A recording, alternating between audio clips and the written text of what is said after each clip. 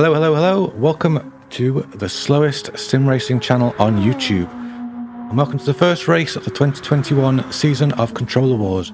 We have two controllers going head to head today on Gran Turismo Sport. The first is a Sony DUALSHOCK. Manufactured in 1997, this is connected through a USB adapter and a Titan 1 to the PS4. It's a twin-stick gamepad, and it uses digital L2 and R2 as standard. These, of course, are the accelerator and brake that I use. Cars this year are the Super Formula 19s, and they have no assists on. So some of these digital triggered controllers may have a bit of trouble. The second controller today is the Sony DUALSHOCK2. 3 years newer than the DUALSHOCK. Everything else is exactly the same. A little bit lighter, I noticed, although the sticks are a little more rigid. I don't know if the rigidity is due to the age or the actual build. It's a new format this year. We're going to be running 2 sessions of 3 laps. In the second session, the running order will be reversed. And we're looking for the fastest hot lap, really. Whoever gets the fastest hot lap scores a point. All the controllers are going to be racing all the other controllers. We've got about 40 this year, so it's going to be a big old year. And we're going to try and visit every single track that these cars will race on in Gran Turismo Sport, and hopefully every layout. The first car of the day was the DualShock controller. As you can see, I struggled to get to grips with it straight away. 136.571. That is a very, very poor time. And that's not going to be the winning time of today, folks. DualShock 2, as you see, looking a lot more nailed down. That's the joy of going second. As I say, in the second session, the running order will be reversed. So the first time to be set by the DualShock 2 is about to come up on your screen. It's bound to be better than the first one the DualShock set. 123.874. Probably not far off the ultimate pace for today's run. I know I can get into the 22s, maybe even the 21s, but not with these controllers, I don't think. Because it's very difficult to modulate your throttle and your braking when you're working with a digital trigger, because that is just on or off. It's all or nothing. PS1, the DualShock 1 was running a far more conservative lap than previously, and a 124.7 still isn't really the ultimate lap for that controller, but it was kind of a banker. Almost a second off the pace. We probably expect the DualShock 2 to stretch its legs a little bit. You know, the more laps that are done, the more I got used to the controllers themselves, the way they felt, the little quirks, and oh, that's the wall. That's not going to be a great lap there from the DualShock 2. The last lap of the first session for each of the cars. DualShock's got a long way to go here. A second to make up.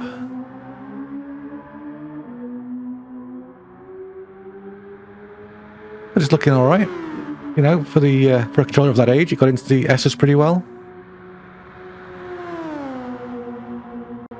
Let me know if you like the new liveries. Of course, I've had to make a new livery for every single controller because we're using new cars, so it has been very, very time consuming over the winter, and there's more to come. Let's see if the DualShock 2 can do any better through the chicane of death this time. It's one of the most famous sections in Gran Turismo Sport's fictional tracks. That was much better. This will be a much quicker lap from the DualShock 2 as we end out the first session. Yeah, 123.3. That is really, really good. Session 2. This time the DualShock 2 is running first. Probably expect a lap or two before the cars are at their ultimate pace. But this time around, you'll get to see the DualShock 1 in that final sector, which is very spectacular. That was too deep for the DualShock 2. That is not going to be an improvement this time around.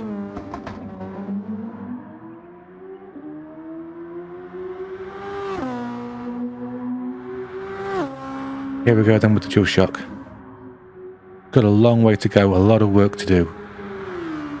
You have to believe that with the controllers being so very similar, that the DualShock can catch up. This is a very technical section we're coming into now. It's where it all went wrong on the first lap of the first session. Not this time though. The DualShock manages to put in a 1:23.662, just 3.5 tenths behind the DualShock 2, so that's a really good lap. As the laps start to count down, of course you can push harder and harder because there's less to lose. Right now the DualShock 2 doesn't have much to lose at all. You hear a lift there going into the S's. Didn't quite get the car lined up straight. But ultimately it's a 1:23 flat. That is going to be very, very difficult to beat. Especially if the DualShock is messing up laps like that. As lap abandoned, that is not going to be any good at all. We're about to go into the final hot lap. This is it. This is the last chance for these controllers to put in a very competitive time. And then we'll know who's the fastest. This is maximum send, full beans, everything you've got. No, that's too much. Sorry, DualShock 2, that is too much. That is your challenge over. So there's just the DualShock to go. One more lap to catch up. One more lap to try and snatch victory. This is it, through the chicane of death. That was pretty good for a 24-year-old controller, I think. That looked fast. That looked nailed down. Nothing to lose, DualShock. Give it everything you've got. The race to the line. Half a tenth to find. Has it found it?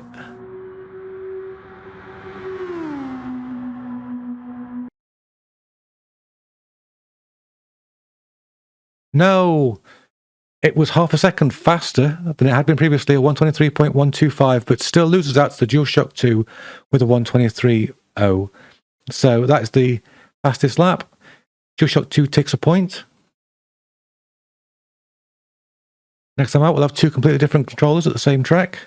Hope you'll join me then. Subscribe to the channel so you know when that's coming. Remember to hit the bell so you're notified. Like the video if you like. And hopefully I will see you again very, very soon for more head-to-head Controller Wars action. Thanks. Bye-bye.